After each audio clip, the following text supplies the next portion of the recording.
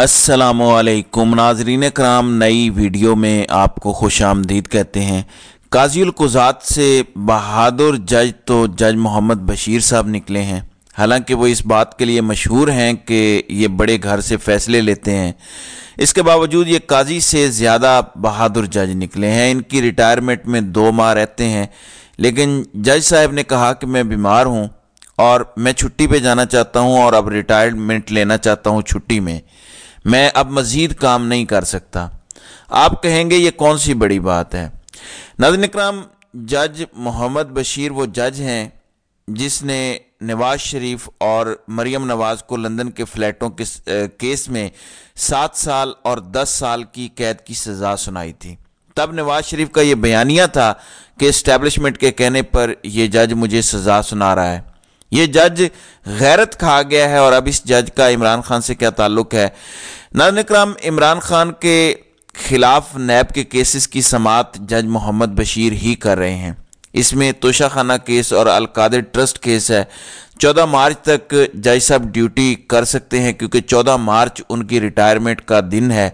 तकरीबन 2 माह अभी रहते हैं। उन्होंने दरख्वास्त दे दी है वजारत कानून को भी और हाई कोर्ट को भी कि वो मज़ीद काम नहीं कर सकते अपनी रिटायरमेंट से पहले, और अब वो बाकी वक्त घर गुजारना चाहते हैं। इसका साफ साफ मतलब है कि जो भी उनके ऊपर दबाव है, उनकी जो भी कोई वीडियो है, कोई ऑडियो है, जिस भी वजह से उनको इतने साल ब्लैकमेल रखा गया, बज़ाहिर जो कहा जाता है, दावा किया जाता है, उसके बावजूद ये जज इमरान खान को सज़ा सुनाने को तैयार नहीं है। अब देखना यह है कि जिस जज को इतना मजबूर किया गया है, कमज़ोर रखा गया है, क्या वो जज छुट्टी पे जाने में कामयाब होता है या उसको हॉस्टेज रख के उसकी छुट्टी मुस्तरद करके उससे फैसले करवाए जाते हैं। ये आने वाला वक्त बताएगा। अगर जज साहब की छुट्टी मंजूर हो जाती है तो तोशाखाना का केस हो या अलकादिर ट्रस्ट का केस हो, ये दोनों केसेस मज़ीद लटक जाएंगे और इमरान खान को फौरी तौर पर सज़ा देना नामुमकिन हो जाएगा। इमरान खान जब भी आते हैं अदालत, तो हर जज के सामने वो यही कहते हैं कि जज तो मजबूर है, जज कुछ कर नहीं सकता। और कल का जो उनका जुमला मशहूर है कि कर्नल साहब जो ये देख रहे हैं सीसीटीवी कैमरे के सामने खड़े होकर, उन्होंने कहा कि मैं इमरान खान हूँ। उसके बाद ये खबर आती है जज मोहम्मद बशीर की कि वो अब छुट्टी पे जाना चाह रहे हैं, और इमरान खान कुरान पाक की वो आयात भी जजों के सामने पढ़ रहे हैं जिसमें इंसाफ करने का कहा गया है। शायद कुरान की कोई आयत ही असर कर गई हो, क्योंकि अगर आप मुकम्मल तौर पर शैतान नहीं बन गए और मज़हब छोड़ नहीं दिया तो कुरान पाक की आयत का असर आप पर हर हाल में हो सकता है, किसी भी वक्त हो सकता है ये असर हो गया हो। लेकिन जज का छुट्टी पे जाना महज इत्तेफाक नहीं है। जज ने छुट्टी पे इसलिए अप्लाई किया है कि उस पर दबाव है और वो ये गलत फैसले दे के तारीख के कूड़ादान में नहीं जाना चाहता। जिससे एक और सवाल भी पैदा होता है कि जो अभी दबाव बर्दाश्त कर रहा है, जबकि अभी ज़्यादा दबाव है, तो वो क्या नवाज शरीफ और मरियम के वक्त भी दबाव बर्दाश्त नहीं कर सकता था अगर जाली सज़ा होती। इसका मतलब है कि वो जाली सज़ा नहीं थी। तब जज ने केस को मेरिट पर देखकर सज़ा सुनाई। आज जब मेरिट पर केस नहीं बन रहा तो जज कह रहा है कि मैंने केस सुनना ही नहीं है, मैं छुट्टी पे जा रहा हूँ, छुट्टी से रिटायर्ड हो जाएगा। यानी दोबारा ये केस जज सुनना ही नहीं चाह रहा।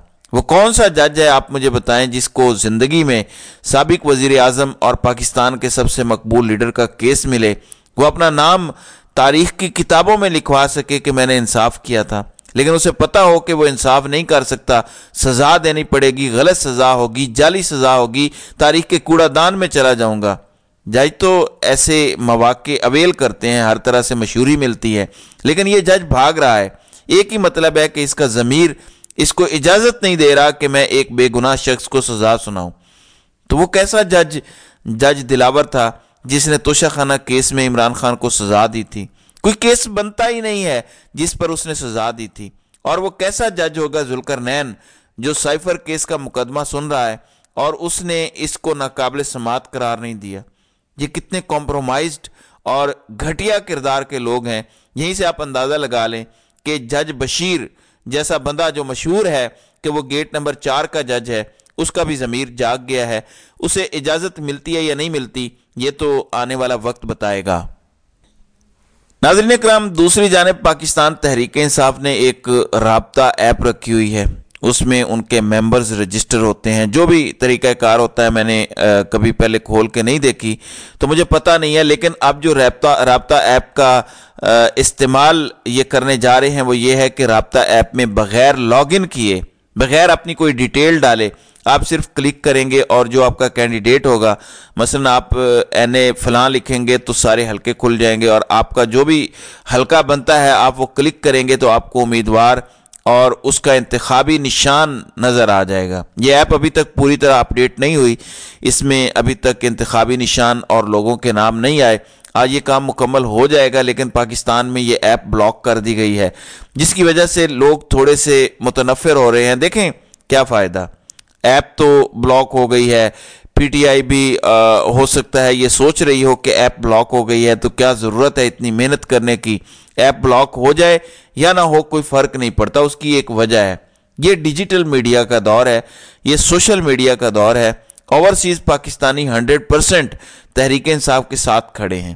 پاکستان میں ایپ بلاک ہو جائے تو وی پی این سے کھل جائے گی، اور جو نہیں کھول سکتے اوورسیز پاکستانی ایپ کھولیں گے اور اپنے اپنے علاقے کے لوگوں کو واٹس ایپ پہ، فیس بک پہ، ٹویٹر پہ، انسٹاگرام پہ، ٹک ٹاک پہ یہ سب کچھ شیئر ہو جائے گا۔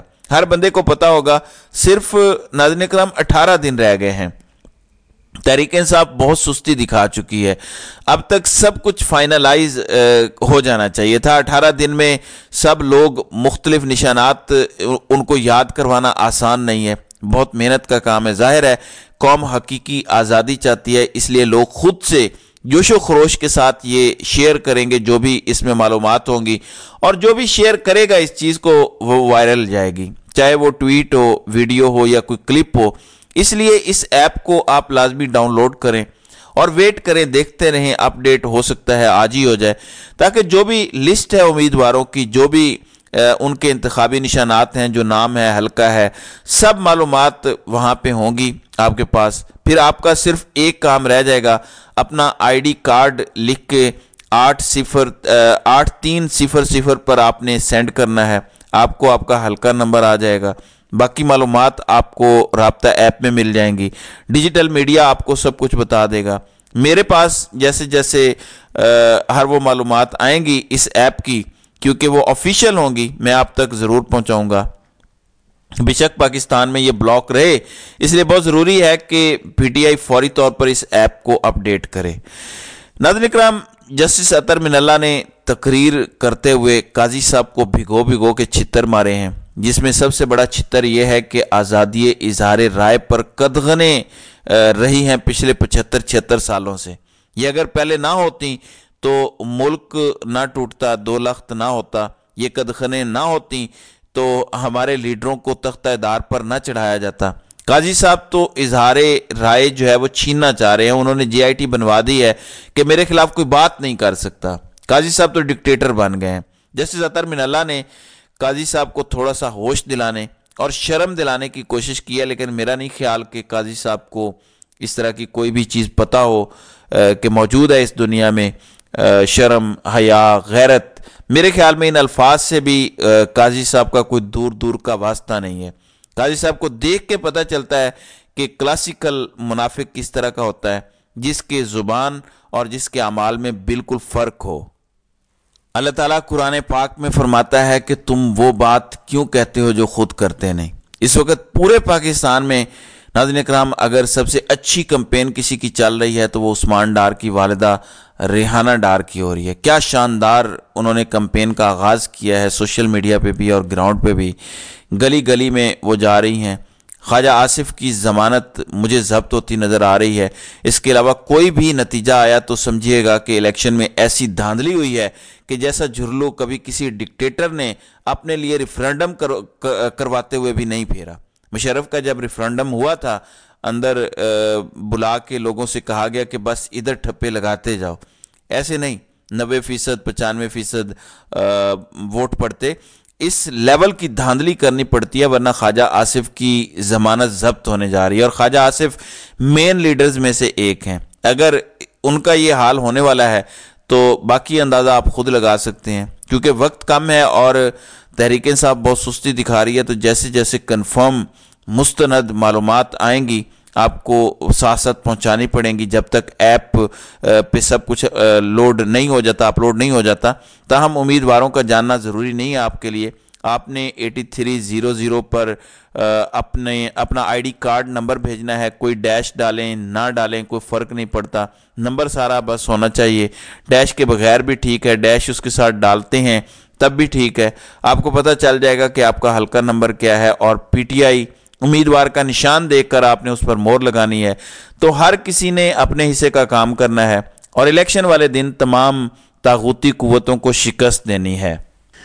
تو ناظرین کرام، آپ کی اس ویڈیو کے حوالے سے کیا رائے ہے؟ آپ اپنی رائے کا اظہار کامنٹ سیکشن میں ضرور کیجیے گا۔